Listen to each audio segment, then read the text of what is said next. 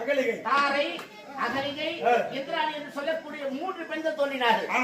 இவனுக்கு இந்திராணி கொடுத்தால் அதோடு விட்டிருக்க வேண்டும். கௌதம முனிவருடைய மனைவி அகலிகையை அடைய வேண்டும் என்று நினைத்தார்.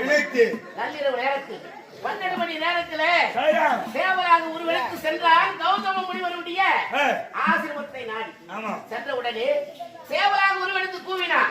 என்னடா இது பொழுது புலந்து விட்டது என்று கௌதம முனிவரோ நதிக்கரையை நோக்கி புறப்பட்டு விட்டார். புறப்பட்ட உடனே இவன் எந்த நேரத்தில் எந்த உருவம் வேண்டுமானால் தரிக்கக்கூடிய பெயர் வழி இவன் நினைத்த நேரத்தில் நினைத்த உருவம் தரிக்கக்கூடியவன். கௌதம முனிவர் போல வளர்ந்தரித்து அகலிகை இளமையை இவன் இல்லறத்தை கண்டார். நதிக்கரை சென்றாரே கௌதம முனிவர் நதிக்கரைக்கு நீரை கண்டால் நீரோ நிசப்தமாக இருக்கிறது. நீருக்கும் உறக்கம் வரும். நள்ளிரவு நேரத்தில் யார் செய்திருப்பார் என்று தியானத்தால் உணர்ந்தார். இந்த தேவேந்திரன் தான் சேவலாக ஒருவனுக்கு கூவினான் என்று தியானத்தில் உணர்ந்தவன் ஓடோடி வந்தார் ஆசிரமத்தை நாடி.